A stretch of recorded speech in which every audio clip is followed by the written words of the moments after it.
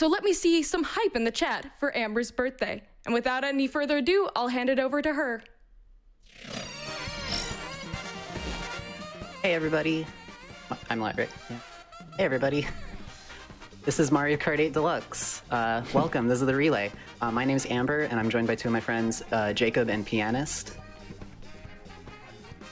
Hey, I'm Jacob. Hello, and I'm Pianist15. And we're going to be doing the relay. So Pianist15 is starting out. He's going to be doing the first 16 tracks, the Nitro tracks. But before we get into the run, we want to talk about some category stuff. So we're doing this in versus race because it's going to have, you don't have to menu through each track. But we're going to be running on 200cc speed. We're going to be running without any items. And we're going to be running on the hard computer. So we're running without items because we want to go as fast as possible and do all of the fast tricks consistently. And we're running with the hard computers. That's a rule set requirement, but it is the fastest way to play. And again, courses are in order, and that's so that we don't have to menu between tracks. So without further ado, I think Pianist is going to start us off with Mushroom Cup. You want to count us down? All right. Yes, let's get a nice big virtual countdown in. All right, we have 3, 2, 1, and start. All right. So we are going to immediately start on Mario Kart Stadium, the first track of the Mushroom Cup. Just some things you're immediately going to see. Pianist is going to take something called a no item shortcut, or NISC, on the second turn. And something that you're going to notice in general throughout the run is that we're looking to collect 10 coins as quickly as possible on every track. The reason for that is because the more coins you have, the higher your top speed is going to be.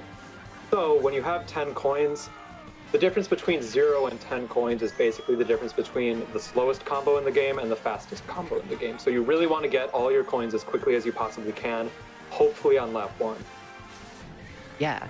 So Jacob mentioned it really quickly. I would like to elaborate a little bit more on a NISC. A NISC is N-I-S-C, and it stands for a no item shortcut. There's a couple of them on this track that you can see Pianist going for, and they're all incredible to watch.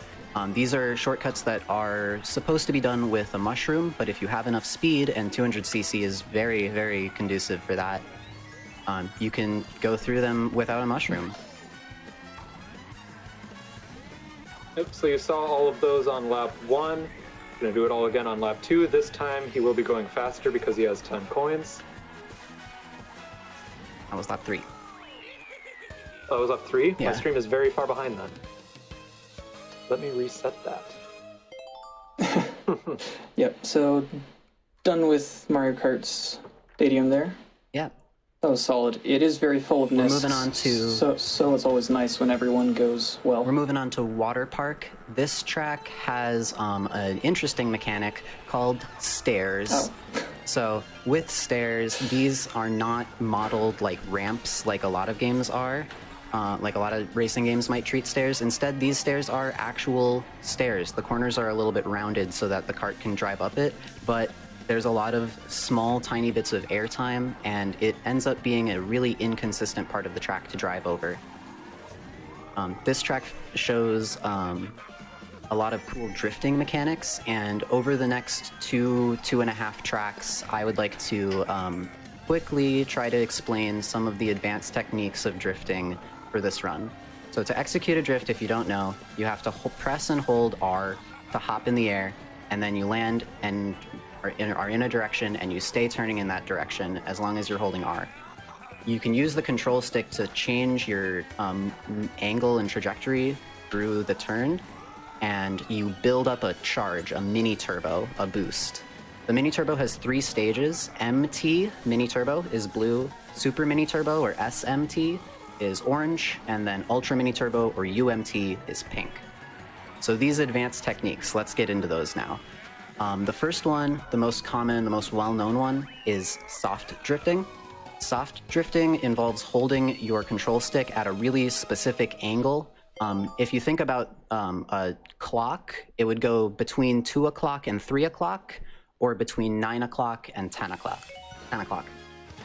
And that lets you turn not as sharp as possible in case you need to take a slightly wider turn, but you will still charge your mini turbo at the fastest possible rate. That's going to be really important. Another mechanic is this thing called slide drifting. If you start your drift with a hop, like just straight forward and not turning, a neutral hop, then as you land, you can slide your cart to like set the direction of your turn.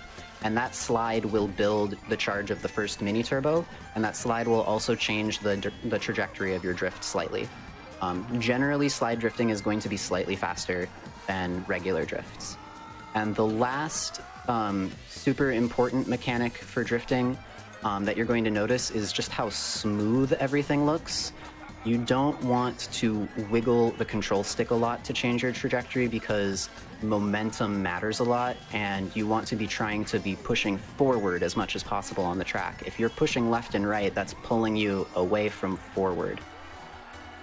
Similarly along those lines, sometimes we're going to be drifting without moving the control stick at all and just having the game turn the speed that the drift automatically turns. That is faster. Like, the cart moves faster for that section, but you won't charge your mini turbo as quickly. So that's really important when speed is more important than the boost. Yep, which is often worth it, although it very much depends on the turn. All right, that's Sweet Sweet Canyon done. On to Thwomp Ruins, which I like a lot.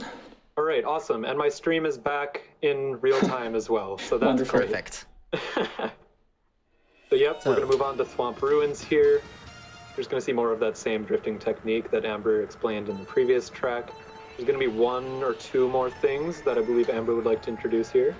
Yep, there's one other drifting thing that I forgot to mention, and it actually shows up here, so it's a good time to mention it. You're going to see after this tunnel, Pianist is going to charge his drift off of the road and then into the water, and that continues to build his charge while he's falling.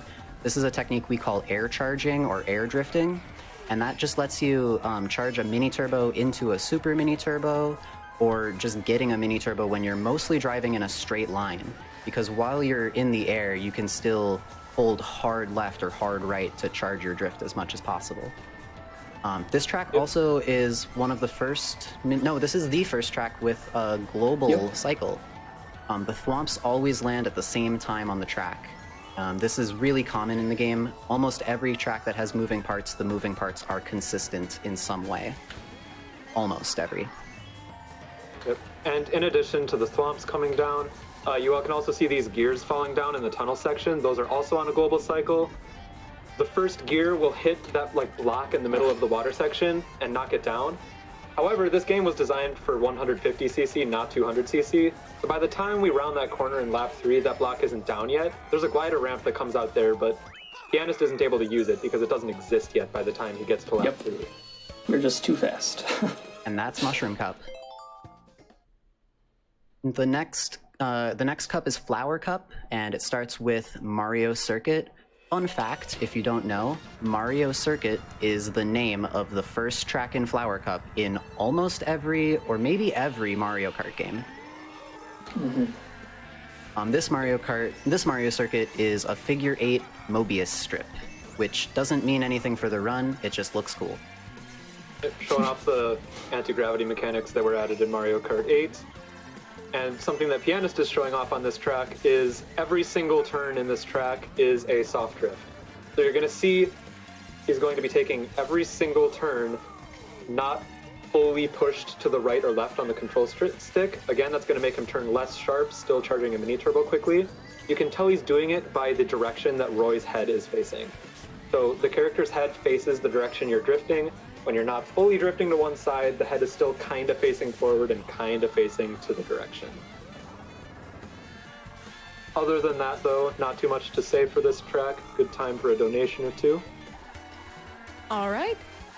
We've got Max64 who donates $5 and says, "Shoutouts to my mom and sister who stayed up way late to watch Mario Kart 8 with me, or at least part of it." We've also got a $20 donation from Toombs, which says, as always, thanks to everyone involved in GDQ for giving all of us a much-needed hype injection this summer. Agreed. And then one from Arrow239 for $10, which says, I've been loving all the runs so far. Thanks to everyone for making this possible, and good luck to the rest of the runners. Thank you. All right, thank you. And Awesome. and with that, we're moving on to Toad Harbor. There's this one grass patch at the very start of every lap. This first lap, I'll be drifting over it a little bit differently because CPUs are kind of annoying and a bit of RNG even in this pretty consistent run. So I just drift over that patch rather than hopping over it because the drift It's more lets consistent. me angle myself to just miss everything, just in case they are in weird places. Yep. This track features another global cycle with these tram cars. Pianist knows exactly where they're going to be, and you're going to see him deftly avoiding them. And also, here's that grass patch strat that he mentioned. Yeah. To go over to the left Very side clean, instead of which to the I'm right. Happy with. Ooh, a bit of a bonk there, That is but we faster. survived. That is faster in laps 2 and 3. It's faster in lap 1 as well, I believe, but it's just significantly less consistent. Significantly less consistent. Yep, and the reasons for that are the CPU bump, as well as the fact that you have 0 coins on lap 1. So when you do that hop over the boost pads that you're going to see again at the beginning of lap 3, you might not have enough speed to actually make it all the way across when you don't have 10 coins. So it's just safer to take the right path, even if it's a bit slower. I All actually right. haven't learned the left path yet. So ending here, I'm going to see if I'm fast enough to beat the tram here. Yeah, sure. So I'll go for this endingness there, which you just kind of hop over it. That was very nice there. Nice. Good stuff. Yep, so that endingness is doable on all 3 laps, depending on where the tram is, depending on your pace. Yeah, But mostly laps 2 and 3. yeah, but we really only want to go for it lap 3 because you don't have to drive another lap after it. Normally you want to go around the turn because you can get a mini turbo boost instead of just like a hop. So you'll be faster going into the next lap. You can make the NISC faster all 3 laps, but it's safer to just do it lap 3 when you don't have to worry about what comes after. Very risky, yeah.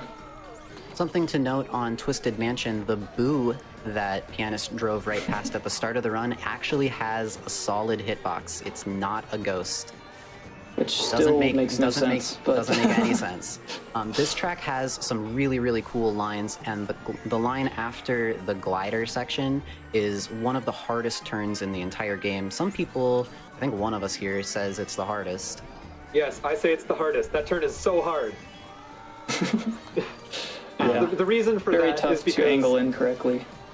Yeah, it's the angle you're coming in at it, and the fact that it's a very tight turn. So again, this game was designed for 150cc. You're coming into it at like 1.5 times the speed that Nintendo was originally intending, and it's already a tight turn in 150s. So you need to come in it at the perfect angle. You need to be brake drifting, which we haven't explained yet. Brake drifting is basically just tapping the brake as you're going around a corner. Amber, do you want to explain that further? Yeah, so the buttons that you press, so while you're drifting, you're holding down A and you're holding down R. A for accelerate, R for drift. But while you're holding those 2 buttons down, you can also tap B to brake with your thumb. And that will let you keep the drift, but slow down a little bit and turn even tighter. It's going to be really important on a couple of these tracks. And you don't want to be braking, obviously, because it slows you down, but you literally have to brake or else you'll end up off-road. Some is absolutely necessary. Mm-hmm. On these first 2 turns here also is a very good instance. If I didn't brake drift, I'd pretty much be just flying off. But you'll probably hear it there. That's the case with a ton of tracks in 200cc, especially the more complicated ones.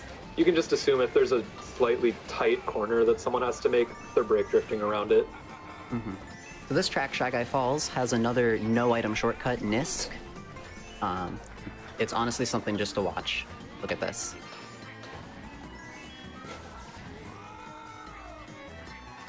Very nice there. Beautiful. Wonderful.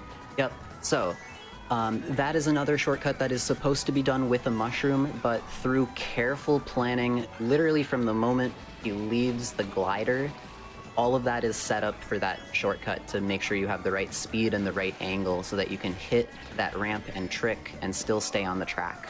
Yep. And really, even after the trick, there's more of the NISC that you need to do, because you then need to start a drift off that second ramp, and try to get a good angle to put yourself towards the finish line.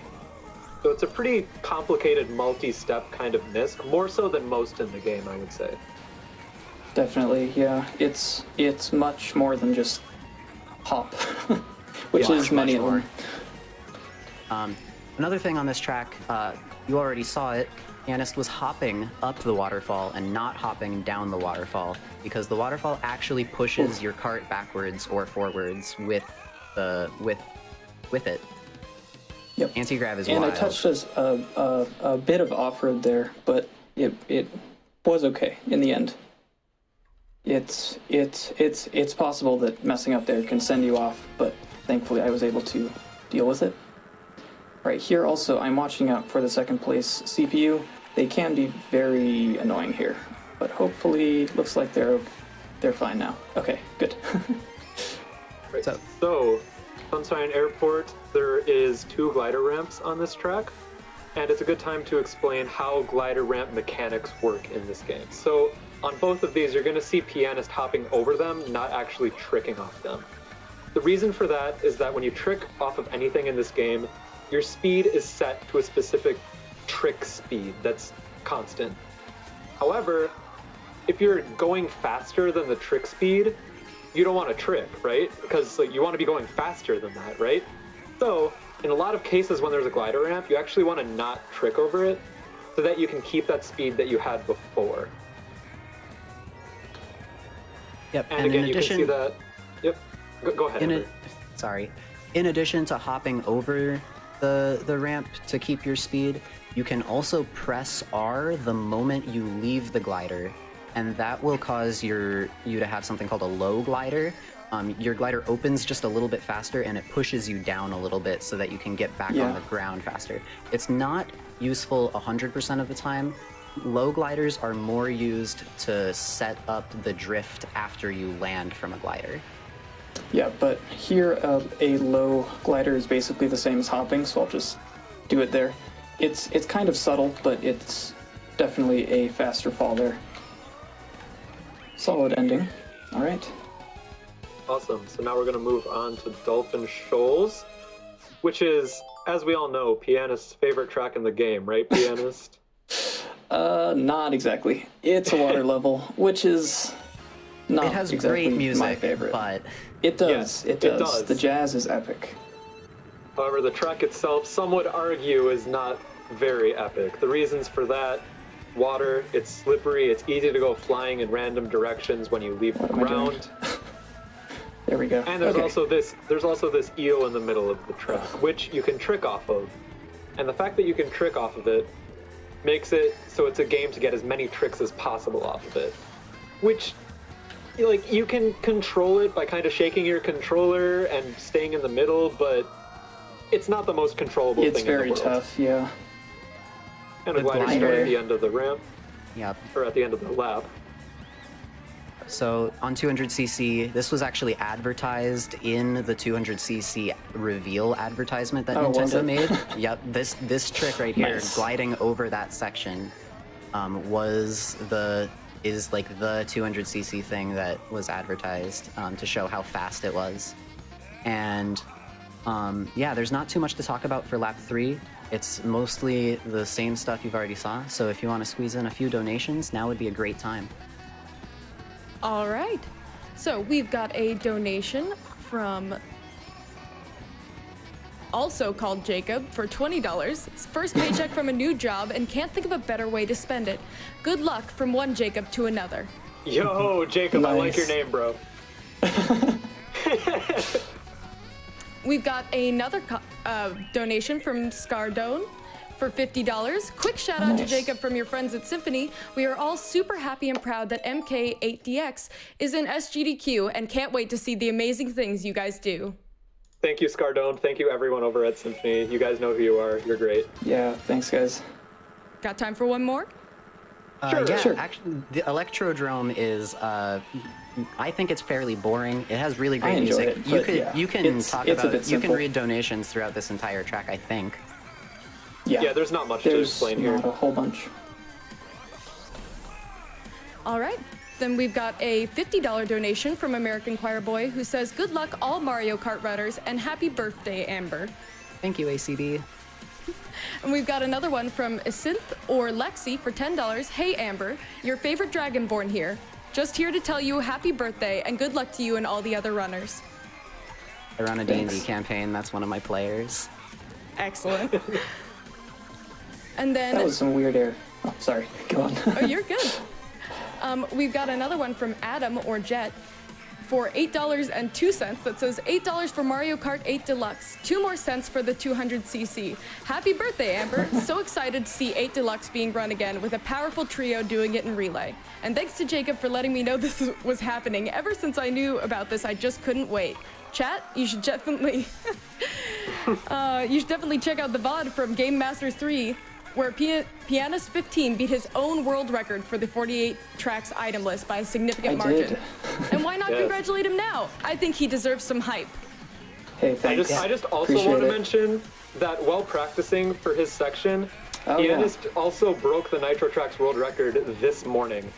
I did by And- 7 seconds, actually, which was very Yeah. fun. And on the GDQ Hotfix Game Masters stream a few Thursdays ago, Pianist beat the All Tracks record live. It's Yes, that was The a dude- crazy run. the dude's good at Mario Kart. We'll leave it He's- at that. Yes. The next track Thanks, here guys, is yeah. the next track here is not Cloud Top Cruise, Mount Wario. This is a segmented track where you're not going to see 3 laps of this. It's just one long stretch. There are 3 of these in the game. There's one in every 16-track block. This is the first one. Second one is going to be N64 Rainbow Road. And the third one is the very last track in the game, Big Blue. Mount You see a Wario corner cut.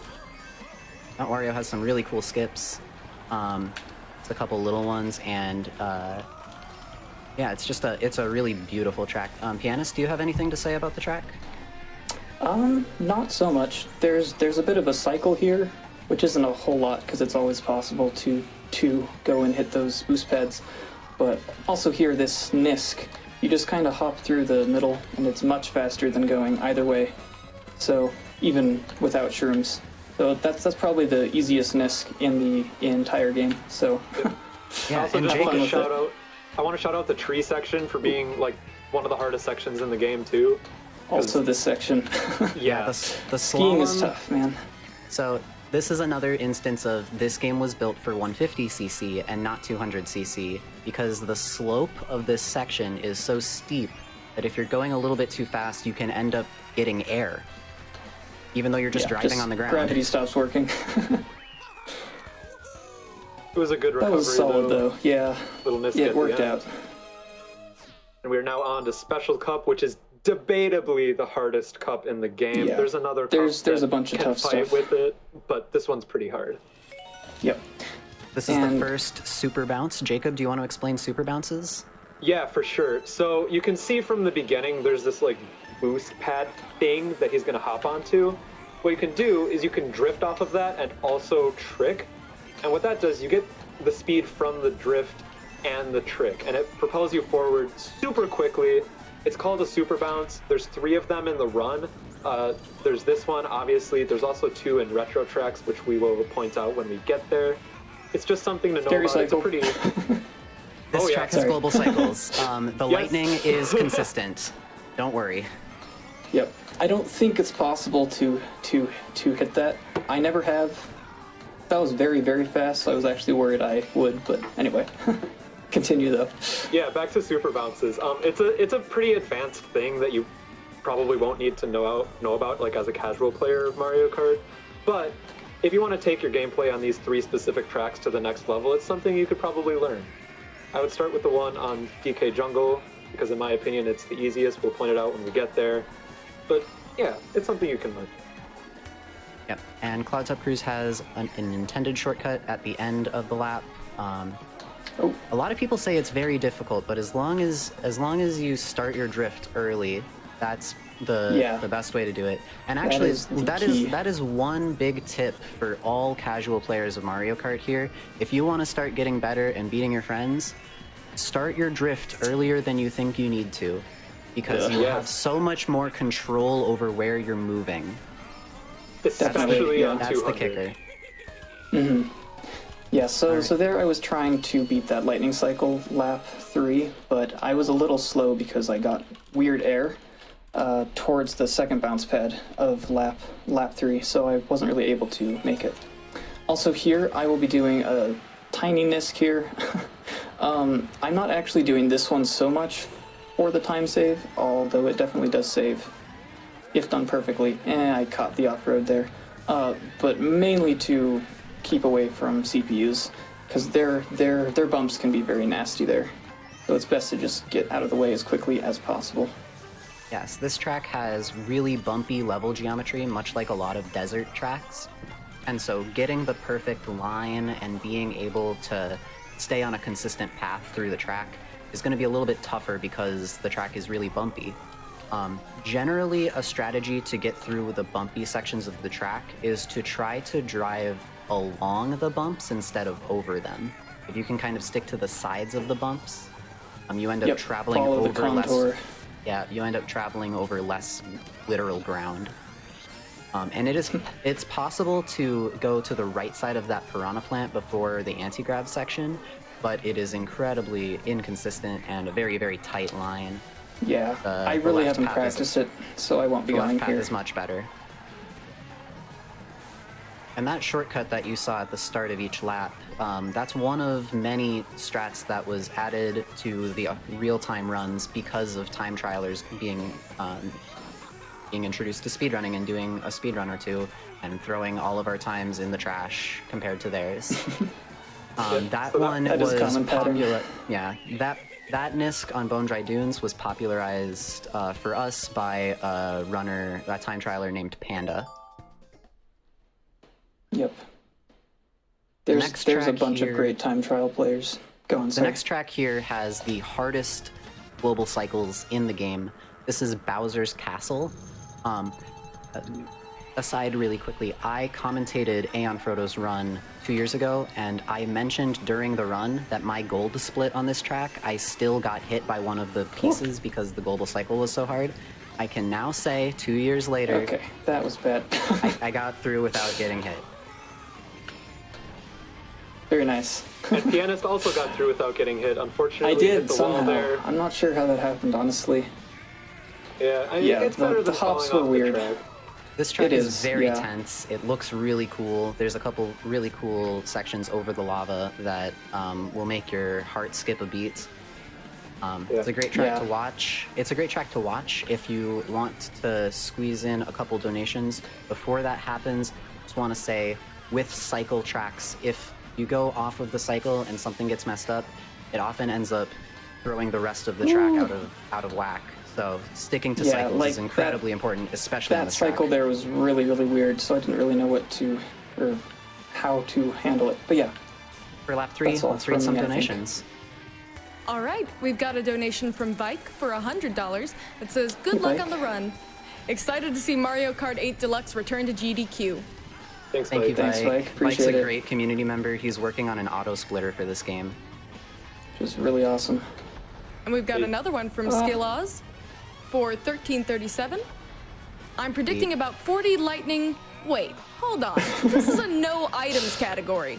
I'm super stoked that the no items category is finally getting its deserved spotlight. Good luck to all the runners in the relay. Thank you, Skilloz. Thank you, Skilloz. Skilloz is one of the only items runners left. He's a good friend. I definitely do run items from time to time, but I definitely prefer itemless because items can be very frustrating. Yeah, nah. I'll save items for online play. I don't need to deal with that in the speedrun. You can do it, Skilloz, though. Here's the last track in Nitro Tracks. This is Rainbow Road. It has a really, really tight drift. Jacob, you want to explain it? Yeah, for sure. So this second turn on Rainbow Road, it's one, I think it's probably the most common question we get in the speedrunning Discord is Definitely, I would say. how do I not fall off on the second turn of Rainbow Road? And the reason for that is because, again, this game was designed for 150cc. They designed it to be a hard track with tight turns. It's too tight for 200cc, so you need to come into it from a really wide angle so you can cut in tight. You also need to basically be holding the brake button to stay on the track. So if you're trying to play 200cc, you keep falling off on this turn, I would recommend doing those things and just taking it into time trials, doing it over and over again until you can get it every time. I think I had to do it like about 100 times before I could consistently not fall off on that turn. Just keep at it. There's also a no-item shortcut on this track where Pianist starts a drift, hits an anti-grav boost, and then air charges up to a super mini turbo before he lands. This is another track where air charging is very important. And after this track, we're going to be switching over to Jacob's game feed. And the way that we're doing this relay, we're going to be setting it so that at the same time that Pianist presses view results, which I don't believe will be shown on the screen, Jacob is going to press go for the next race. All right, I am no longer looking at the stream, so count me off. All right, sounds good. Rounding the final turn, lots of brake drifting. All right, and finished in 3, 2, 1, go. Awesome. I have now pressed start on retro tracks. All right. And we're going to be loading into Moo Moo Meadows here. And this is a great time to talk about the build. So if you've seen the previous GDQ runs with done by Aeon Frodo, she uses an inside drifting bike. It is not the fastest combination, but because the drifting mechanics are so different, people who run inward drifting bikes often only run inward drifting bikes. This run, we're using Biddy Buggy, roller tires, a glider that gives us acceleration, and Roy, and we want to talk about that. So, as Jacob is going to mention later in the run, there's a bunch of differences between Mario Kart 8 U and Mario Kart 8 Deluxe, but one big one is this shift in focus from top speed to acceleration and mini turbo. Having a high mini turbo is super, super important, so we want to have high acceleration because that's the stat that you can see on the screen. Biddy Buggy has the highest acceleration and the highest mini turbo stat. The roller tires have the highest of those. The glider we're using has the highest of those, but Roy doesn't. And that's because characters boost your top speed more than kart choices do. So we're getting our speed from our character, but we're not picking the fastest character because we still need more mini turbo. Anyways, that was a pretty good Moo Moo Meadows based on the cycle. I checked where the mole is at the very end of the lap. Basically, if I can get through that last turn before the molehill starts appearing, it's really fast. Nice. They were pretty much even there, so it's all right. Here we have Game Boy Advance Mario Circuit from Mario Kart Super Circuit. The previous one was from Mario Kart Wii. This track has 3 no-item shortcuts in it, 3 NISCs. Jacob is only going to be doing the NISC at the end of the lap, in lap 1, but then all 3 of them in laps 2 and 3, and we'll explain why when he does them. So the ending NISC is pretty iconic, I feel, jumping over these tires. And then the next one is not possible at the start because you don't have enough speed and you need the coins. And the second one you don't do because you're getting coins by taking a slightly wider turn. Remember, having a higher number of coins changes your top speed. The difference between 0 and 10 is the difference between the slowest vehicle and the fastest vehicle. So it's more important to get those coins in lap 1 than to take the shortcut. Definitely. Now's a good time for a donation too, before Cheap Cheap Beach. Excellent. Well, we've got one from Jacob, which is for the amount of $100, and the comment is, "My name is Jacob." Yo, my name is Jacob too. That's not me, by the way. I didn't donate $100. Jacob did. It's a team full of Jacobs. I'm so confused now.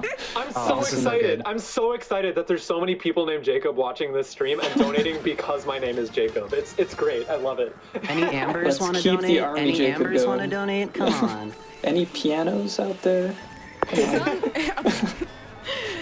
not an Amber, but Nintendo fan says happy birthday to Amber and best of luck to the runners on this run. Thank you. Hey, thanks. Here we have Cheap Cheap Beach from Mario Kart DS, my second favorite Mario Kart behind this one. This track has crabs on a cycle, and it also has this weird camera thing that happens at the end of the lap sometimes. Even if it doesn't happen, I would like to explain why it happens because I think it's really interesting. So, for a really long time, Nintendo has stuck to this philosophy of having a Lakitu holding a camera behind you to represent the screen. This is like since Mario Kart 64, they literally showed it and you had all those camera movement controls. Super Mario Odyssey was the first mainline Mario game to ditch that and allow cameras to go in walls and stuff. But Mario Kart 8 came out before that and still has the Lakitu behind you thing. So when you go up against a wall, the camera gets pushed closer to you because you're trapped in between the wall and the character. It's a really interesting thing because the camera that you're watching the game is a physical object in Mario Kart. It's super cool. Yeah. Anyways, Okay, I thought I was This gonna ending probably do section that. is that was me talking over Cheap Cheap Beach the entire time. Sorry. Here we have mesmerizing. Yeah. next up is Toad's Turnpike. This track stinks, and you guys can talk over me. Yeah, this is Yeah. number 48. If I'm ranking all 48 tracks, this is last. Yeah, That's all I I gotta don't say about particularly like it either. It's kind of just a basic layout with not interesting visuals, not interesting gameplay, which is my personal And you got the bad opinion. pattern. Unfortunate. There are Yeah. sorry to interrupt. There are Oh, it's two. There are 4 patterns on this track, but the 2 that matter are the location of the glider car. The glider car is either in the 2nd lane or the 3rd lane, the lane on the right. And that glider, you want it to be in the middle so that you can take it during lap 2. If it's on the right in lap 2, the angle that you get after landing isn't worth it. And in addition to that, the cars that are in the 3rd lane just end up being a lot harder to get around with this pattern. And I said there are 4 patterns. The only difference is in some versions, one of the lanes will be driving a different direction. That actually is almost not relevant at all. So we really only care about the glider location. Yep, it's kind of a 2-bit thing for pattern. The location and then the direction. Yep. But yeah. We're coming up on the end here. Luckily, the bad pattern didn't influence things too much aside from not being able to take the glider car. Yeah, That's it's mostly just slower, not necessarily harder, Yeah. which is different than a later pattern. But we'll talk about that later. Yep. Hopefully, not all that much though. Next up is Dry Dry Desert from Mario Kart Double Dash. In this version of the track, there is an oasis section, and the tornado threat is not in this game. At the oasis section, there is a really hard no-item shortcut, and there's also one earlier right here. That's just a hop over an off-road section. I kind of clipped into the sand on it. It wasn't too quick, but I won't complain. Yeah. The no-item shortcut at the end is so much of a time save that even if you completely botch it, it's still faster than going over the normal route. Yep. And that was a really good one. That's Yeah, why I nice. said, ooh. Yeah, that was beautiful. So, Yep. for some off-road patches, you can keep your momentum completely as long as you don't press the drift button. So what Jacob does is he releases the drift button to get his Super Mini Turbo, and then lets that carry him all the way down the hill. Your muscle instinct tells you to keep hopping over the off-road section, but Which is also that's the drift button, Yeah. so you don't want to do that. Also nice there. Very good. Not perfect, but very nice. Hey, I cannot ask for perfect on this track. Yeah. Anything acceptable is perfect to me. Yeah, just a really cool version of the track. I really like how each retro track has something slightly different than what it was. Oh my Definitely. That was 3 out of 3 good Nisks. Oh my which god. is like insane. Jacob, you're popping off. Oh my gosh, I've done that Good like stuff. 3 times even in time trials. I can't believe it. Each of the perfect Nisk saves about a second over a non-perfect Nisk. So that's Oh my god. really good dry. Oh, that Nice. was crazy. Next up is Alright. Donut Plains 3 from the Super Nintendo Super Mario Kart, the first one. This track has kind of bumpy road and a swag strat at the end. There's also an intended shortcut, but this track is just really, really difficult considering how short it is. It's a marvel to watch. This swag strat was found by Jacob. He should talk about it. Yeah, so I was just messing around in time trials one day and I decided to hop over the molehills and I figured out that you could get through the shortcut by doing that. It looks cool. I kind of failed it there. It didn't get the best version of it, but that's okay because even the best version of it is slower than the normal route. Like, I literally found it, did it for a week, and someone told me, hey, this is slower, and I stopped doing it. But, hey, might as well do the thing that looks cool for the marathon now, right? Yep, Jacob's all Absolutely. about that swag. It is worth mentioning these Monty moles are on a global cycle. They appear in the same spots and pop up at the same time every time. And there is a no-item shortcut that you can do on this track, but it's so difficult that it's not worth going for in a run, in a marathon. Jacob, do you want to explain it, or should we just move on? Yeah, we should just move on. If you want to look at it, you can find it on your own time, I guess. But The time it's hard. The time trial world record does it. Yes, it's hard. None of us do it. You can look at the time trial world record if you want to see it. Yep. And the next track that we're going to is Royal Raceway from the Nintendo 64. The Ultra shortcut from Nintendo 64 is not here in this version of the track. However, they did keep the pink skybox, which I think is gorgeous. Which is very nice. As you may have noticed, this run doesn't have a lot of ultra shortcuts. You saw the big shortcut in Rainbow Road that Pianist did, but there's nothing really major like you'd see in Mario Kart Wii. This game is much more about just playing the game to the limits that it sets out for you. Like, the game sets the rules, you have to obey by those rules, but how fast can you push them? And this track has a lot of really smooth drifts and is just really a joy to watch. If there are any donations for the next 2 laps, now is another great time. You might notice a bit of a theme in these next couple donations. Oh boy. Oh no. Here's one from Jacob for $10. I had to join the Jacob donation Calm train. yourself. Oh my god, I got another one was from hoping it was Jacob. gonna be this. For $10, another Jacob reporting in. And a $25 donation from Jacob, which simply says, my name is also Jacob.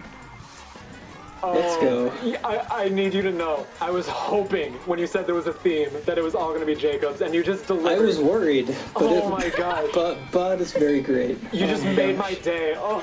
Now, we've also got one from Not Jacob for $15. My name is Not Jacob, but here's a donation anyway. I guess Thanks, I guess. thanks for the donation, not Jacob. You might need to look into a legal name change, though. I think you could be doing better. I don't know. We'll take it though. But we've got some other people representing. We have I Am a Piano, who donates $5 Let's and says, go. I am a piano, I hope this joke won't be flat. No, it definitely was quite on point. In fact, Okay. it could even be said to be sharp, which is I am going wonderful. to Thank you. cut off- I'm Oh gonna yeah, cut off we the want to talk donations about the there. Super Bounce. Yes. Yeah. So Donkey Kong Jungle, this is the next Super Bounce. Again, Jacob is going to drift and release that drift and then bounce off of the trampoline. That is going to pretty much multiply both speeds together, and he's going to fly through a large section of the track that he otherwise wouldn't be able to. He'd only get about halfway through that straightaway. This is Donkey Kong Jungle from Mario Kart 7 for the 3DS. The Mario Kart 8 version, an earthquake has hit the temple, and the anti-grab section is wild. But this track is, I believe this track is the second longest in retro tracks. And, Yeah, I think so. yep. And another great Super Bounce from Jacob. Yeah. This is definitely the hardest track for me in this 16-track set, so I'm kind of focusing on it. It's been going pretty Definitely. well so far, though. Yeah. Worth One noting, Jacob other- just... yeah. Oh, if you had something, Pianist. I was just going to mention that coins on this track are also quite an issue. They're kind of sparse, So you'll notice that he only actually got up to 10 after, I think, the end of lap 2. But Yep. I was gonna mention coins, so we were on the same sweet. page. Yep. Tuned And in. this is the last track in Banana Cup, so we are halfway done with retro tracks after this cup. The next one As you notice, is the giant banana. yes. The next cup is Leaf Cup. And Leaf Cup has some really fun tracks, in my opinion. Yeah, fun and challenging. Skillaz donated earlier. Skillaz just got a new Leaf Cup Yeah, he items did. world record. So shoutouts to Skillaz. Here's Wario Stadium from Mario Kart DS. This is turn left stadium. There are actually 2 right turns, but really it's more like 1.5 right turns. I'd like to point them out. During this section with the fire bars here, that's a right turn. It doesn't look like one, but we're air charging. And then the other one is shortly after that. Those are the 2 right turns in the track. Otherwise, every turn is a left turn. Wario Stadium can be optimized to just an insane degree, so watching Jacob do this is going to be a real treat. Jacob, do you have anything to say on this track? I would say that this track probably has the highest skill ceiling in the game. I'm nowhere close to that ceiling. Like, it's so optimizable, even though it's mostly just left turns. Those left turns can be so perfected that it's just insane to watch, like a world record level run of this level. Yeah, there's lots of nuance to it, for sure. Other than that, I think there's time for a donation or 2 in lap 3 here. All right. We've got one from Cactus Rose Amber for $25, donating for Amber because I too am named Amber. Hey. Wonderful. And we've got one here, Piano Jacob for $50. My No name is way. Jacob, Best and of I both play worlds. piano. Oh What? my gosh, that's crazy. You Piano are Jacob, a legend. Piano Jacob, you're great. I'm feeling left out. There was one earlier. I don't know. Yeah, one more? if anyone out there is named Piano Jacob Amber or something, you gotta donate. Now You is need the to. time. Now is the time. We'll have time for a few more after we talk about a couple things in Sherbetland. This track is from Mario Kart Double Dash. The shortcuts in this track going under the water were added, I think, compared to Yes. the GameCube version. I think that Lackey Rather just pulled than you just out. voiding out. Yeah. Yep, but these shortcuts are slower than just going on the track. And because of these ice physics, you're actually going to see a little bit of snaking. This is one of the only tracks where there's snaking. If you're unaware, but- snaking is just when you mini turbo left and right, just excessively in order. Yep. Yep. There's And also a cheeky little really low trick. yes. Ah. But yeah, other for the than next 2 laps, some more donations, totally. All right. We've got a donation from Kay for $25 who says, my name isn't Amber, but I'm donating because I too have a birthday. Thanks for validating my choice of the buggy when I Happy lose birthday. races to my friend. I knew it was fastest. Ooh. Oh, So I actually fell into the unfortunate. water there. Yeah. So that That's does definitely the lose time. lesser of the 2 time losses, though, thankfully. Exactly. It's not as bad as falling into the first patch of water. That just loses like a ton of time. It's unfortunate, but hey, what can you do?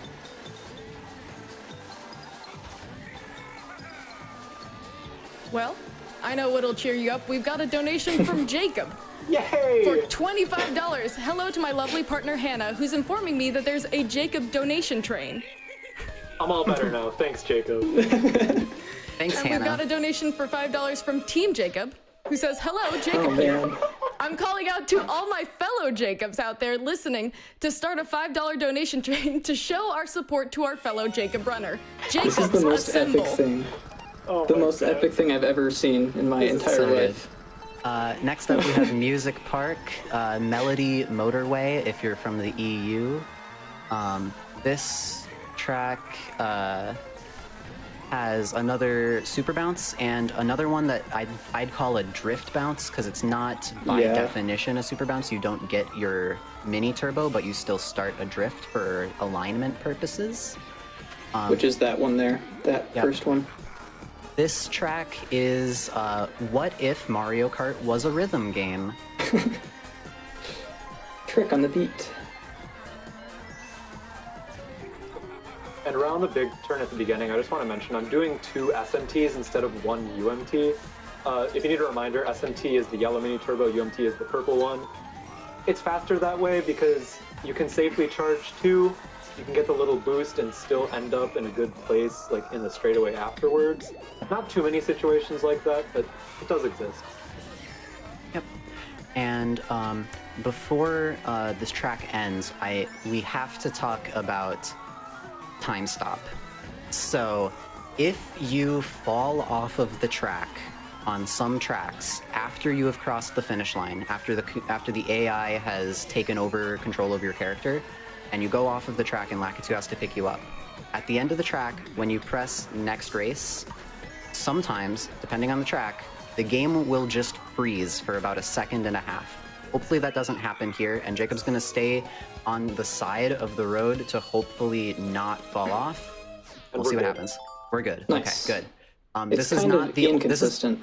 This is not the only track where it can happen, but it is the most prominent track. And again, falling off the track after you cross the finish line loses time for no reason. Yeah, it's a really weird, I don't know if it's a bug or just some weird loading thing, but kind of unfortunate that it does happen. Yeah. I would say I'm notoriously unlucky with it. I finish as far to the left as possible every time, and I still feel like I get the freeze like at least half the time.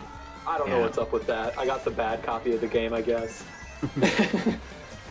Here we have Yoshi Valley from Mario Kart 64. The mini-map is shown and first place is shown.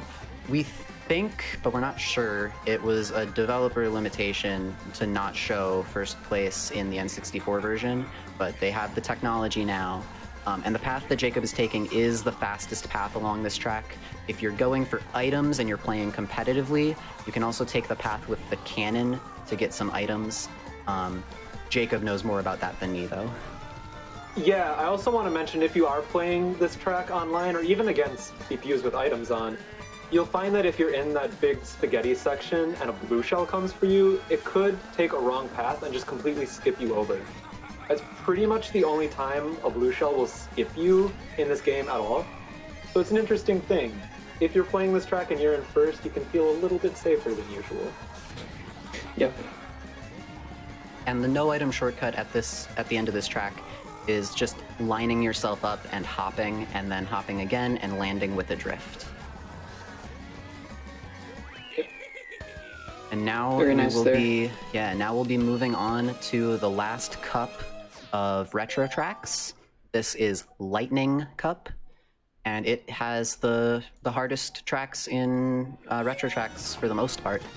It also has my favorite track, which is Tick-Tock Clock, and I just like to take it over at the beginning of this because second place CPU could cause issues for me here, so I'm going to stay to the left of the track. Okay, I got bumped a little bit. I didn't get bumped off the track because he's a lightweight, so it's better than it could have been, but also like not perfect. You can take over with what you want to say from now. Just wanted to get that out there. Oh yeah, because this track is a clock, it's literally all cycles. Everything is mechanical on this track. And so there's a couple different shortcuts that you can get. Because this track is so cycle-based, there's actually a different shortcut each lap. Jacob is going to be going for the shortcuts in laps 1 and 2. Very nice. He developed the strat for lap 1 because it is a spot that time trialers use mushrooms for, but we needed to figure out something else, and so Jacob figured that out on Tick-Tock Clock. Lap 2 is a pretty simple one where you're drifting over a clock hand. It's a really cool line. And then in lap 3, we're not going to be going for it because you need to lose a little bit of time in order to get it. That was clean. But you can do something very similar to what lap 1 looks like in lap 3 if you lose just a little bit of time. And that was a strat that I found out as like a backup. Yeah, and I don't want to take full credit for the lap 1 misc. I'm sure people were doing it before I started doing it in runs, but like I found it without outside help, so I kind of introduced it to the speedrunning scene. Yeah. Yeah, and you can kind of see nice in lap TikTok. 3 how if you lost a little bit of time, you could maybe do another one of those shortcuts like in lap 1. Anyways, that was TikTok Clock. Now we're moving on to the longest track in Retro Tracks. This is Piranha Plant Slide, or Piranha Plant Pipeway, I believe, for the EU copy. Yes. This is from Mario Kart 7 for the 3DS. I don't actually know the differences in this run, because I never played Mario Kart 7. I think it's actually pretty much the same. Oh, nice. That's Yeah, good I to think know. it's similar. Although this is my first Mario Kart I've played at a high level, so I don't really know other games well either. Yeah, I didn't play Mario Kart 7 at all, but from what I've seen, it's pretty similar. These boosts of air are a little finicky. Sometimes they just don't affect you, and hopefully we can avoid all of them. This track has some cycles, but not really too many. This split path here with these Goombas, Jacob went for the right path first lap, and then the left path laps 2 and 3.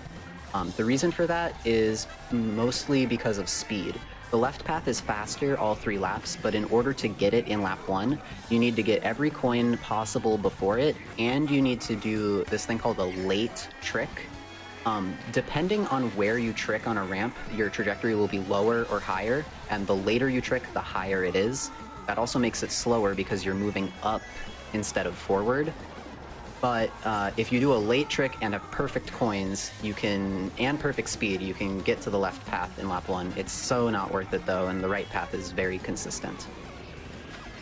That's a pretty common theme actually, is trading off the absolute fastest thing for consistency's sake. We're willing to adopt some time trial strats, but some of them are just a little too much. Yeah, and I believe as the game develops more, we are going to be implementing more of those time trial strats. But Definitely. in the place we are now, this is the route we have. Yeah, I mean, just look at the strats we're using in this race versus runs from 2 years ago, even farther than that. Yeah. The time trial community being added to the adding runs to the leaderboards has changed the game for us so much. And here we have Grumble Volcano from Mario Kart Wii, a really popular track. This is a really difficult track. It has a really cool glider strat here. He's not going to trick, and then he's going to I'm just gonna miss hit the the glider. Oh, Yeah. You'll see it lap 2, don't worry. Yep. that is the Lots of fastest way tries. to hit the glider. Grumble Volcano has a bit of a gimmick with sections of the track falling down. However, because of the paths that we take, Jacob is going to be going on a really fast route that is pretty much unaffected by it. This is the second to last track in Retro. It's a really hard track, not too much else to talk about really, so if there are a couple more donations. Great. We've got a donation from Shadow Art for $48.03. Here is $48 for 48 tracks and 3 cents for 3 great runners destroying them. Also, Great, just thank want to you. say, my name is Jacob, my name is also Amber, and Piano. Wow. It's a Let's really go. long name. We Just got kidding him. aside, love what you guys do. Good luck, everybody. Thanks. Okay, I tried to salvage a bad entry to the glider there by tricking, and I just went over the glider instead. That's why we don't trick. Just, it was on purpose so I could show you what happens when you trick. We'll say that. Definitely. Definitely. All right, and now after Grumble Volcano is over, we're going to be moving on to the last track in Retro Tracks. This is Rainbow Road from the N64. Originally, in the N64 version, this track was done in all 3 laps, and it took about 4.5 minutes, maybe 5 minutes. In Mario Kart 8, we only do it once because that would be way too long, even on 200cc. And the track is split into 3 segments. Getting 10 coins is impossible on this track because there is a train that you saw that drops off coins, and we go way too fast for it to keep giving us coins. So we're only able to get 5 or 6 coins throughout this track. And because of that, most people will start on this track for a 48 tracks run. We forgot to mention it, but when you start a versus race, you start in last place and you start with 5 coins. And so you can actually get up to 10 coins on this track. And again, coins boost your top speed. So For 48 tracks, it's fastest to start on the last track of retro tracks. And after this track, I am going to be picking up with bonus tracks. All right, I will count you down for the results. All right, 3, 2, 1, go. Okay, awesome. Jacob, do you want to talk about some differences between Mario Kart 8 for Wii U and Mario Kart 8 Deluxe? I would love to. So, if you're not already aware, Mario Kart 8 Deluxe is a port of the original version of the game, which was for the Wii U. With the port comes a few changes. The most blatant change that you'll see in this version of the game is the addition of the Ultra Mini Turbo UMT, the purple one. In the original game, there was just MT and SMT. So with the addition of that, a lot of the routes around tracks changed, because before, when you would get something like 2 SMTs or maybe an SMT and an MT, now you can just hold the drift the entire time. There's also smaller changes to things like vehicle stats, the way that wheels and gliders work. It changed what the meta combos are. Another big change is the removal of something called fire hopping. So if you're unaware, fire hopping was a physics exploit that existed in Mario Kart 8U, where basically you would get a mini turbo and do a bunch of hops afterwards. And what that would do, you would keep the speed from your mini turbo for longer than intended. So that made the optimal vehicle and wheels things that were centered around speed, because you want to maximize your advantage from fire hopping as much as possible. Since fire hopping doesn't exist in this game, we have a bigger incentive to use high mini turbo combos, things with a lot of acceleration, and that again is why we're using Roy with the bitty buggy, roller tires, and an acceleration glider. There's 2 kinds of gliders, ones that are good for acceleration and ones that are good for speed. We use acceleration ones. Mm-hmm. Those, I think, are all the big differences. Let me know if I forgot something, Amber. I should mention too that was a very good track there. Yeah, that was a really good Yoshi Very circuit. clean. Thanks for letting me focus. This track I don't need to focus on because it's terrible. This is Excite Bike Arena. This is my number 48, my least favorite track. This track is entirely random. These ramps are kind of like modules basically, and the order in which they show up is different every time. And also the locations of those mud patches are different. We have methods for getting through each one of these, but what's more important is just being able to adapt to which order they're in. And because the coins are pretty bad, you can't get 10 coins in lap 1, so you have to split them up over the first 2 laps. One important bit of tech, because I have the mud in that section, I can kind of angle my drift so I can hop over it a little bit, and that saves a bit of time. It's faster to have the inside mud patch be on the second set of mud. Mm-hmm. Not too much to talk about for lap 3. Yeah. You want to read out a donation? All right. We've got one from John Jacob Piano Amber Schmidt for $5. Holy God. Who says, as you might guess, John Jacob Piano Amber Schmidt, their name is my name too. Whenever I go out, the people always shout, there goes John Jacob Piano Amber Schmidt, da da da da da. Oh my goodness. Hey, thanks This for the is donation, John here. This Jacob is Piano incredible. Amber. Oh my gosh. Okay, I actually It's the kind of best need thing I've heard to. in years. I kind of need to focus for this next track. It wasn't mentioned earlier, but bonus tracks is incredibly shortcut heavy. There are so many no-item shortcuts, and the no-item shortcut here is even harder in lap 1 because I'm going for a really difficult 10-coin lap 1 route. Yeah, so what you're going to see is Amber is going to go wide for the first 3 coins on the second turn. That's pretty standard. I drifted the wrong direction. Okay, so Amber is going to not get those coins, that's fine. But she's going to go way too far right to get these 2 coins here, and then pull hard left so that she doesn't hit the wall on the right side of the mist. Made it still, which is the biggest thing. I didn't fall off, which is what's important. That skip is so difficult. I can't stress that enough. Hopefully, I'm gonna do it again in lap 2 with the coins, just to show you again. Also because I need the coins, but whatever. Fair enough.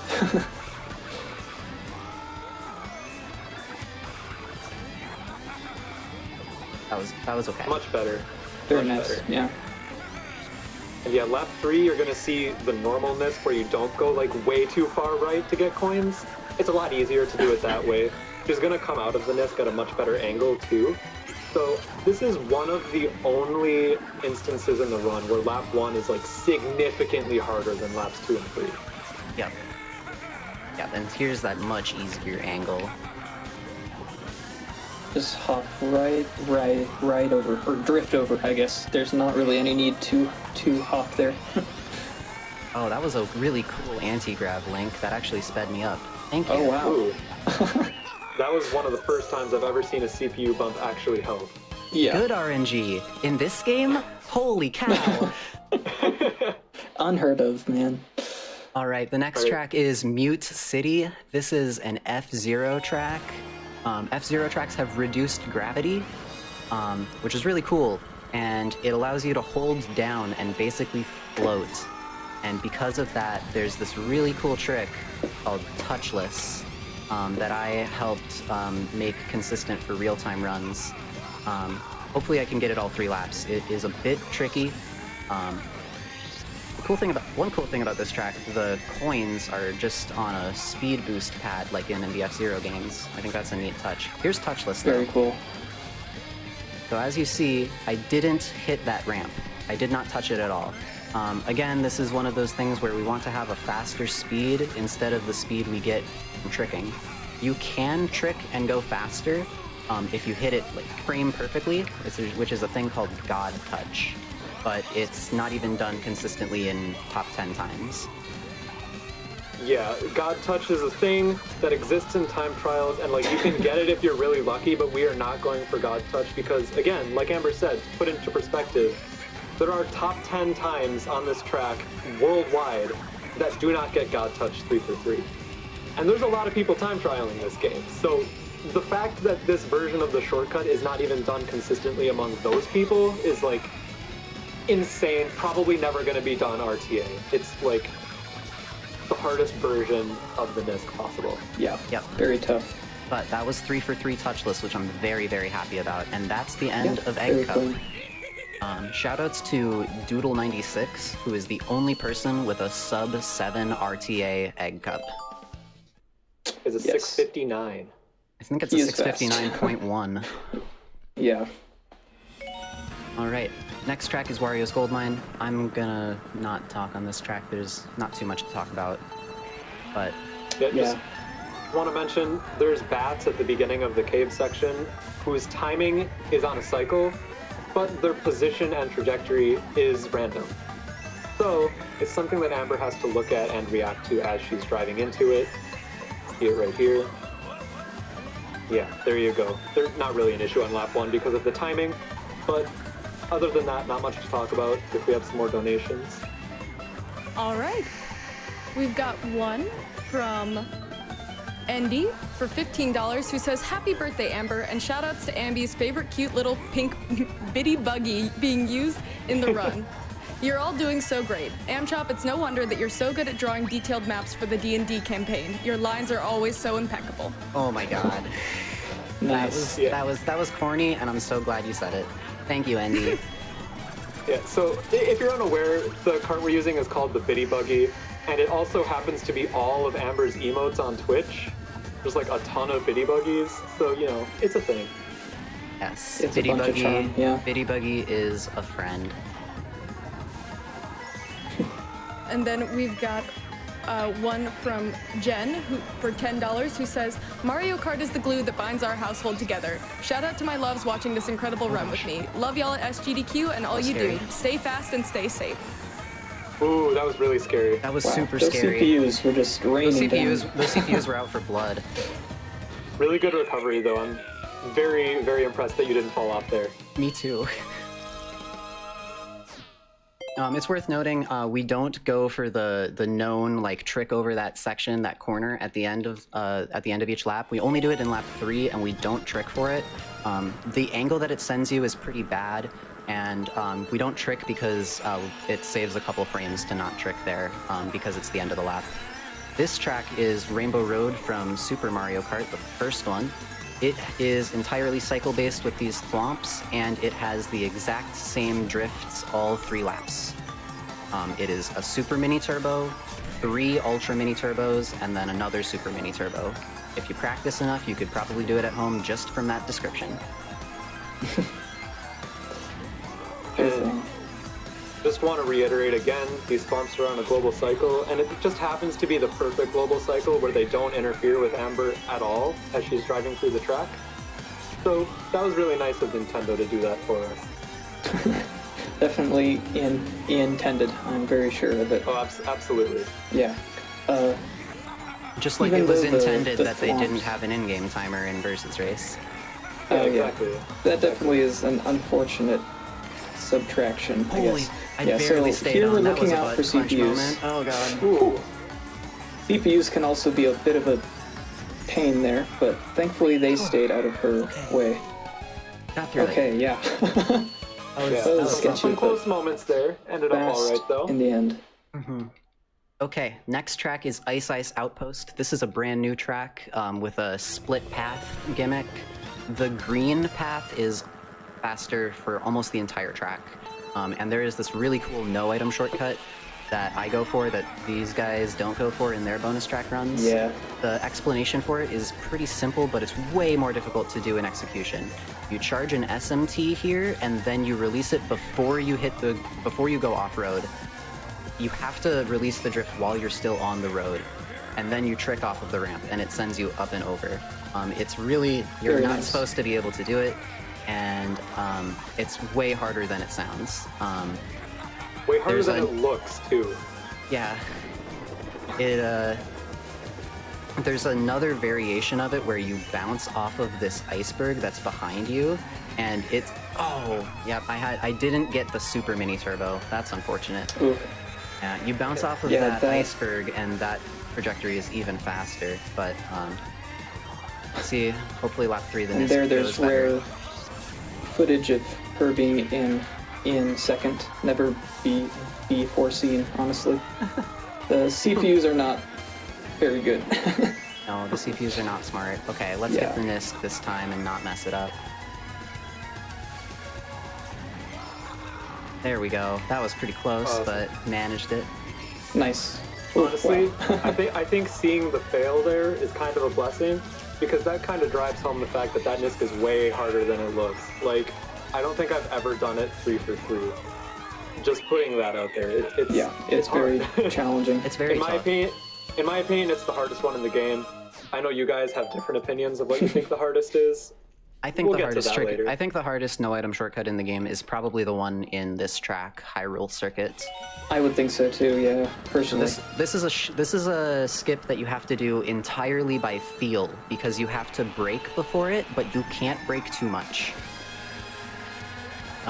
If Pianist or Jacob wants to explain it. Yeah, sure.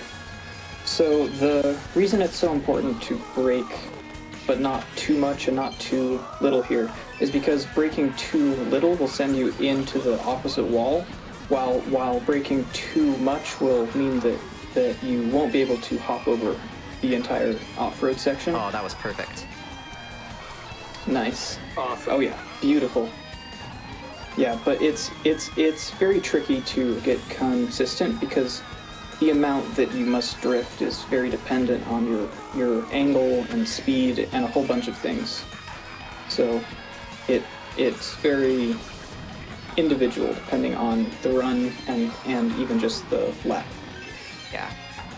And in lap 3, there is one of those Deku Babas over that bush that's right next to the skip, and that makes it even more difficult. Hopefully the Deku Baba, I hit a tree. Hopefully the Deku Baba is distracted by a computer. But you never know. Hopefully I don't get bit. Yeah. And As just I wanna think we point- mentioned. Oh, go ahead. Jacob, go on, sir.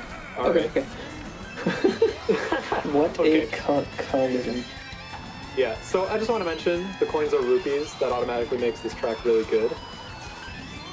Go ahead, Yeah. Pianist. Okay. I think I was going to mention that we mentioned before that plants have pretty terrible aim in this game. Just drive by them while going fast, and they just kind of miss you. But that's all.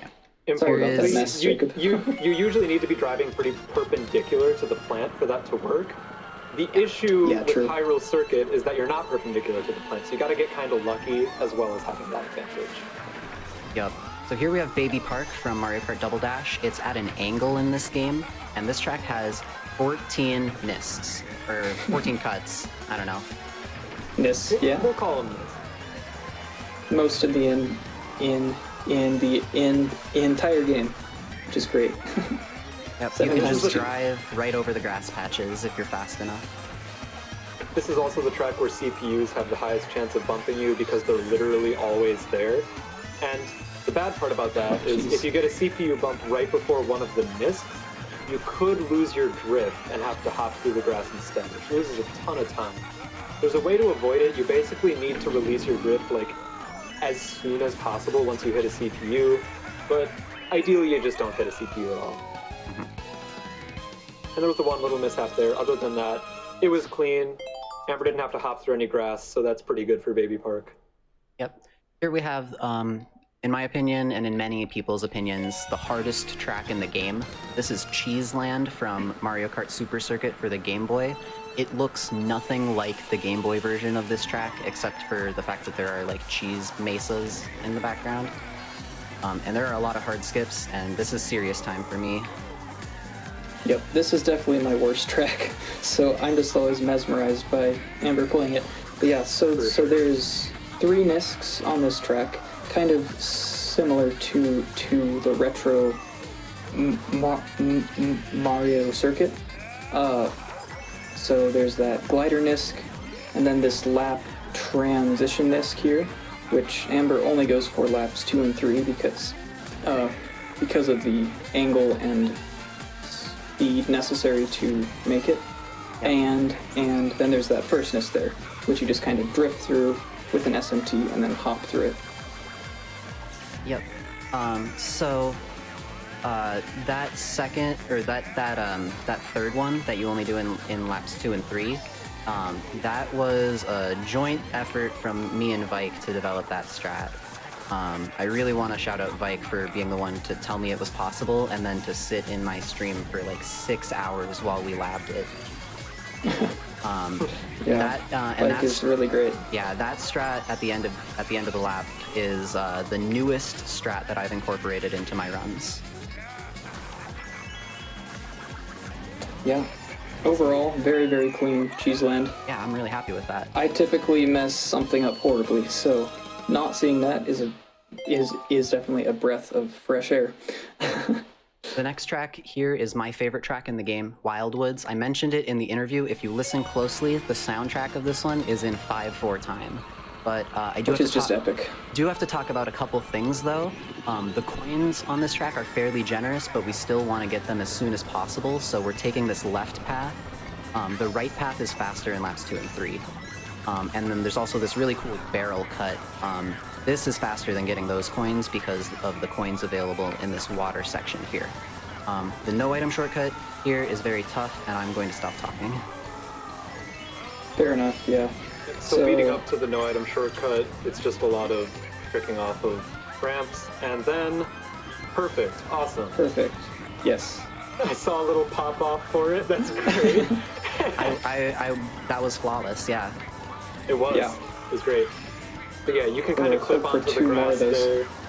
Yeah, you can kind of clip onto the grass on the Nisk if you don't get the right kind of air, which makes it slower than the normal route, but like still not that bad, so we still go for it even though it's risky. There you go. Clean again. This is the Nisk that saves the least amount of time out of any Nisk in the game. I think it saves like what, like 0.1 or something? 0.3. But Amber goes for it because this is her favorite track and she's practiced it a lot and it looks cool. Yep.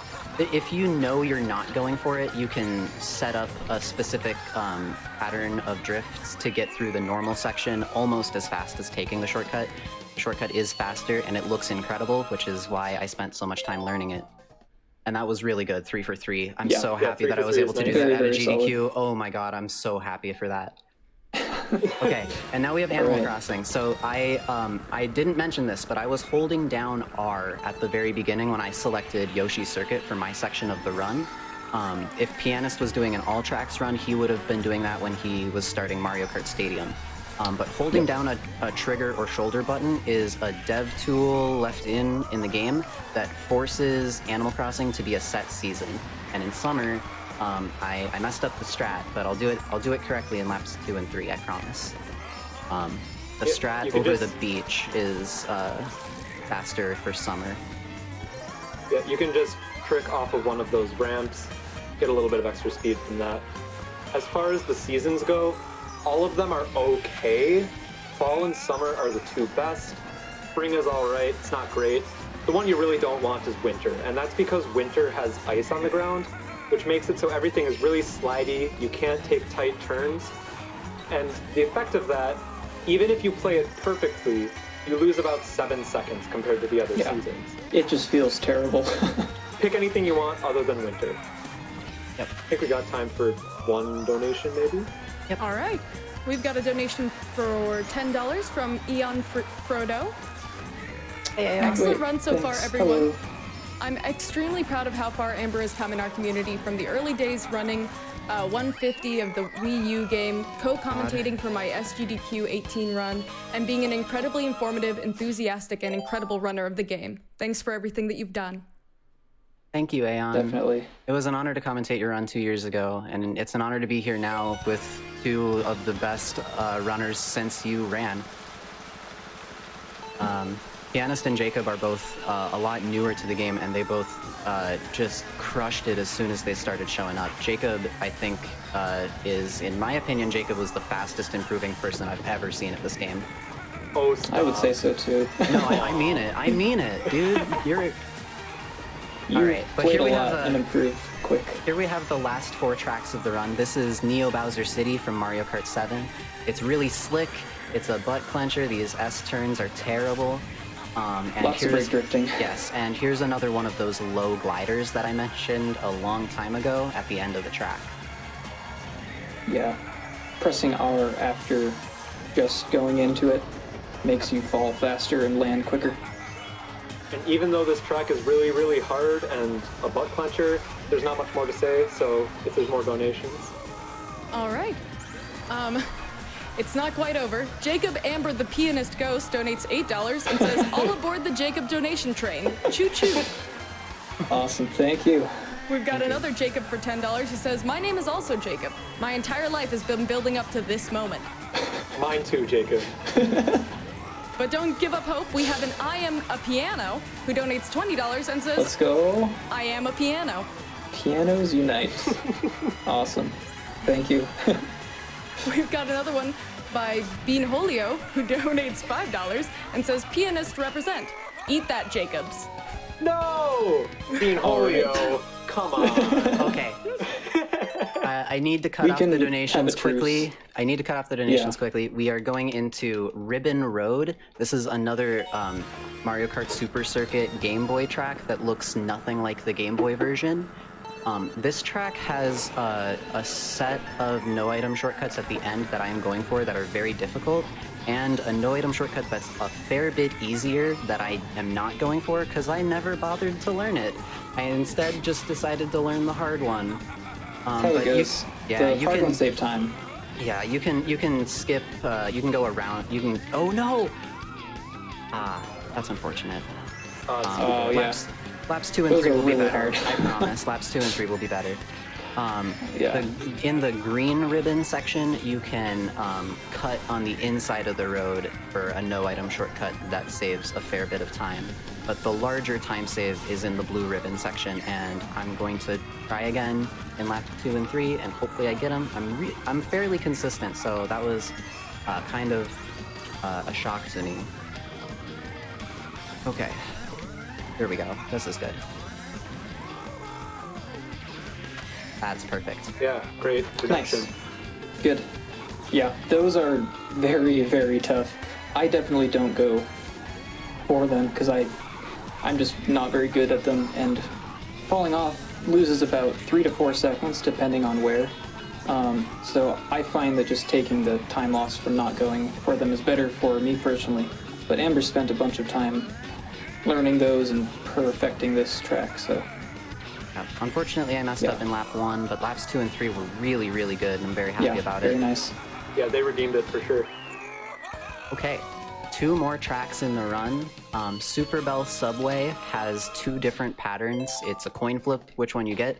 We're going to be looking at the red car at the preview screen, and we want it to be going away from us. Yes, it is. Okay, this is the good RNG. There are 2 different patterns for this. The reason why this is good is because on the bad RNG version, this car or another red car is in a really bad spot in lap 2 that makes you have to take a wide turn. But we're not going to have to do that, which is really nice. Very nice. So we're going to be able to take this track as fast as it was intended. Yep. Or And actually the second not, reason, way faster. Well, I would say so too, yeah. And the second reason why the bad RNG is a bad pattern is because the time trial pattern is set to this pattern here, which makes it very tricky to practice the other pattern. The only way really is to just go into versus race, choose race, and just play this course over and over and just hope that you get the bad pattern correctly. And that's true of every global cycle, by the way. If there's more than one version that exists in a versus race, it's always the same in time trial. So it makes it tougher to practice a lot of the global cycles. Luckily, most of them don't affect the race as much as this one does. Yep. Alright, and that was a pretty good Super Bell Subway. I made a couple... I bit the off-road a couple of times and lost a little bit of momentum. But overall, it was a really good Super Bell Subway. And now, we're moving on to the very last track in the run.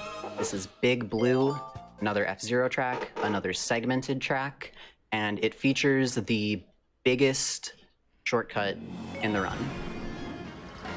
We mentioned that the checkpoint system in this game is basically a tube around the track. For whatever reason, on section 2 of this track, Nintendo made the tube really, really big and allowed you to just fly through the air, skipping basically the entire section. I'll let it speak for itself when we get there.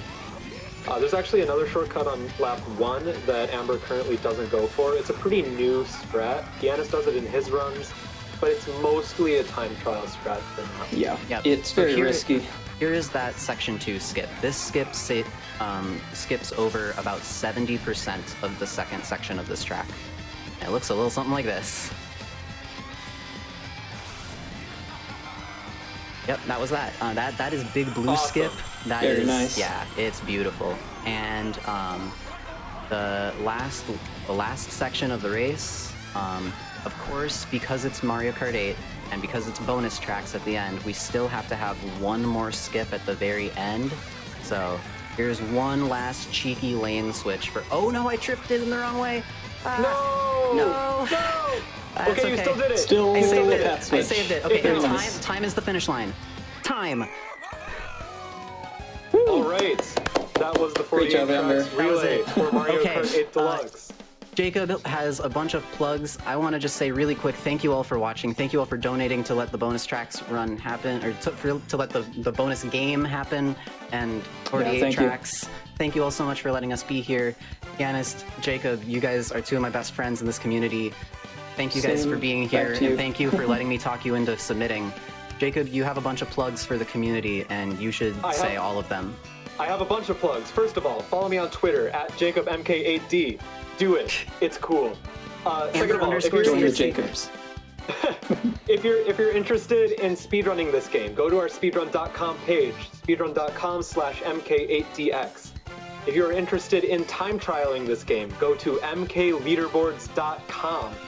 If you're interested in playing this game online competitively, which is a great time, you should do it. You should go to mariokartcentral.com.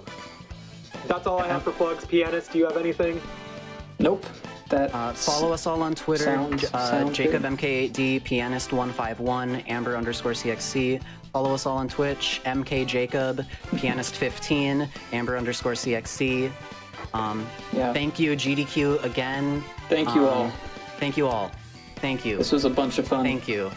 This was great. Thanks to all the Signing Jacobs off. out there. Thanks, Jacobs. Thanks, Ambers. Thanks, Yep. Pianos. And all of the intersections as well. Ah. Thank you, guys.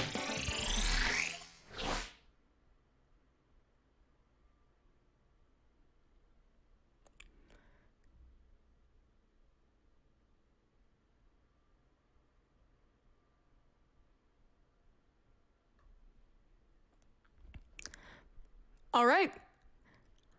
I've got one final Jacob donation to read for $5, which simply says, "We're all Jacob now."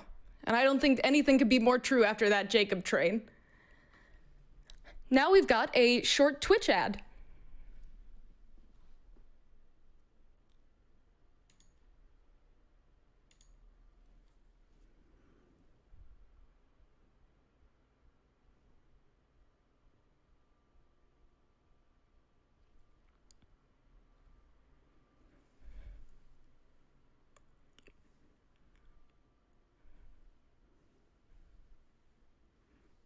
Yeah.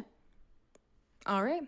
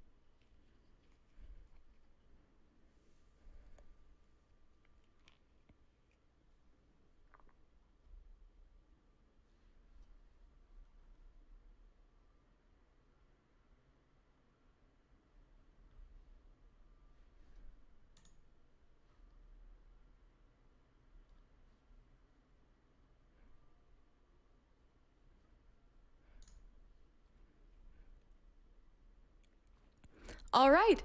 And now we will be back in just a moment.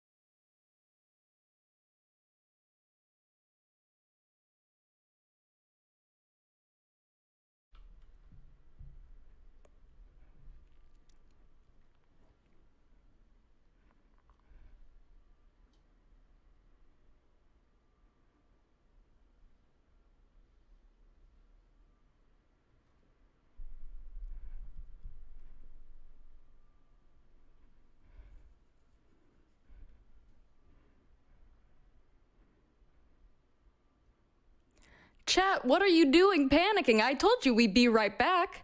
And now we're ready for an interview with kungfufruitcup and Zem.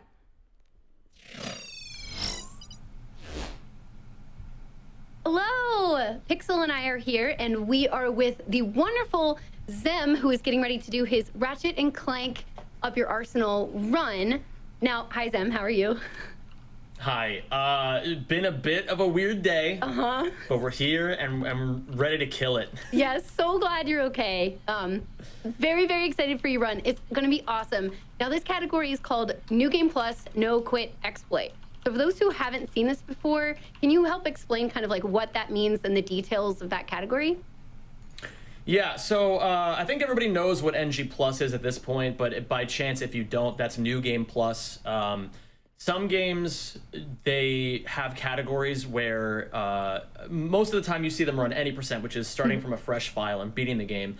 NG Plus is usually just any category that has stuff already unlocked on it.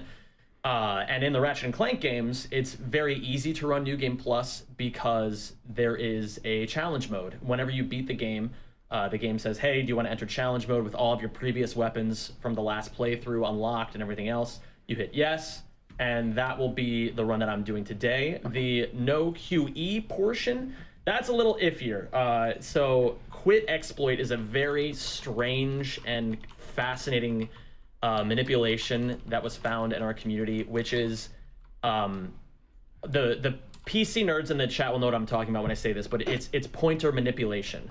Okay. So essentially what that means is the game uses a pointer like the key for a map, like a map key, that says what all the different values are and what they mean and what values get activated at certain times. When you move the pointer around, all those values shift.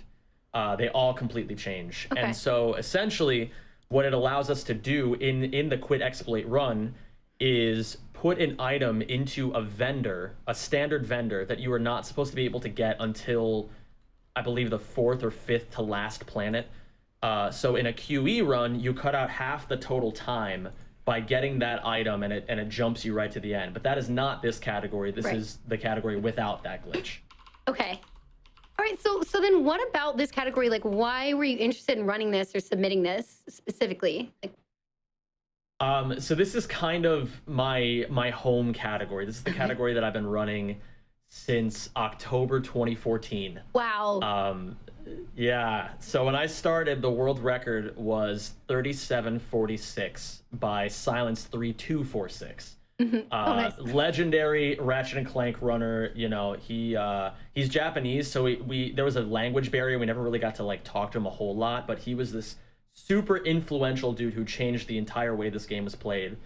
And nowadays, in the past 6 years, the world record has dropped almost 10 minutes to 27:59. Wow, that's awesome. And I know that you've had a lot of work put into that, and you've contributed a lot to that. So Yeah, I've put at least 5,000 hours into just this category. Wow, that's so much. Well, I didn't realize it was that high. Like, can you tell me like a specific glitch or like piece of tech that you've been able to introduce to the category? It's kind of a running joke that I don't ever actually discover anything. Come on. I'm more. It's so funny. I've run like 2 or 3 non-Ratchet games in my life, and I've found major glitches in almost all of them. And I've never found a major glitch in a Ratchet and Clank game, despite 6 years of running. I'm sure you still added to it. I mean, I've done the optimizations. You know, I take what people already find and I make them just like a little tiny bit faster. And so I've done that a lot over the years. I'd say like, you know, I've probably optimized like 60 to 90 seconds of stuff just on my own, just from, you know, fooling around and optimizing and making things just a little bit more efficient, but never anything too insane, you know?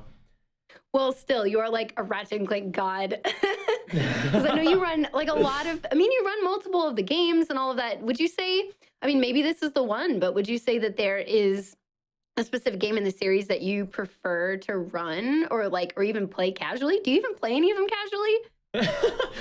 It's actually, I make it a big event every year whenever I play these games casually. Okay. And people love showing up to watch me play them casually because they see me speedrun them over and over, and then they all just yell at me every time I ever do any speed stuff when I'm playing it casually. Yeah. Must be hard. But it's well, the thing is, these games are still really amazing casually, and so it's kind of fun to just be able to turn off my brain and just play the game the way it's, I guess, quote unquote, supposed to be played. But you know, as far as casual thrill chasing or whatever, I mean, I've 100% of these games dozens of times over, even casually as a kid. Right.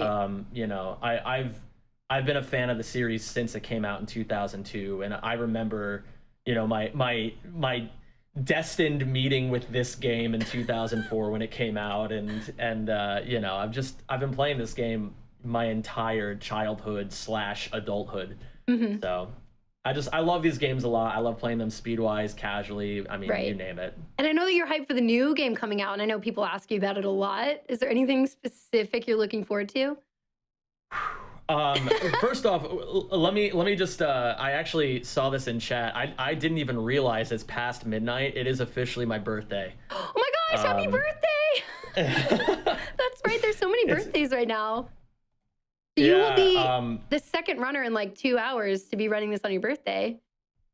That's pretty sick. Oh, that's right, because it was Amber's birthday today. It was today. Amber's birthday, exactly. That's so exciting. Goodness. Please, everybody in chat, tells them happy birthday. Yeah, you better do it. I only get one of these a year. But yeah, as far as the new game is concerned, there's a ton of hype surrounding that game, and I honestly think, just from what we've seen in the trailers, that this has the potential to be like a top 3 Ratchet game easily. I agree. It looks so good. It's showing a lot of what the series has been kind of missing lately, which is just like a fresh new plot point that still harkens back to the older games and is still makes the old canon relevant. You know, they have some really interesting looking movement options with the Rift Tether, where like you can just kind of warp Ratchet to different spots. With the built-in SSD for PS5, it should make the game fast enough that there should be no load screens between planets, which would be really sick. It'd be so nice. And also the weapons. I mean, we've only seen, I believe, 4 so far, but a couple of them look pretty inventive. Awesome. So, I mean, that's kind of what you're looking for in a Ratchet game, right? Cool platforming, cool shooting. Right. Awesome. Well, okay, I'm between your hype for the new game and, you know, this being your bread and butter, we're very, very excited for your run. Thank you so much for checking in and being able to talk with me. Next up, we have the amazing Splatoon run, New Game Plus as well, another New Game Plus category, coming up with King J0444. Thanks again, Zem. I appreciate it. Yeah, it's good to be here. Thank you so much for having me, Kung Fu. Let's head on over to the run. We will see you there. Thanks so much, everyone. All right. Hello, everybody. What's going on? My name's King J004. And welcome to Splatoon. This is a game made by a very small company. You guys may have heard of them before. They made like 1 or 2 popular games. I think you say Nintendo, is that right? Yeah, Nintendo. So they made this third-person shooter where you're a kid that can transform into a squid and shoot ink. It's pretty cool. With me, I have my 2 commentators. I have Hydrus, who speedruns Lego Star Wars and a little bit of Splatoon on the side, just a bit. And then we have... Oh, sorry. Do you want to say something? Oh, yeah. Hi, what's up? You may not know who I am. I'm a newer age runner of this game. But I will introduce myself bits and pieces throughout the run and talk about the run. And then we have Tones Ballones, who you guys may know as the guy who raised $6,000 by flossing. Yep. Is he mute? We don't talk about that. We've been over this. Yeah, he might. Anyhow, he's here. If he's muted right now. He's existing. Yeah, all right. But anyhow, before we get started, I had a bid war to see which gender inkling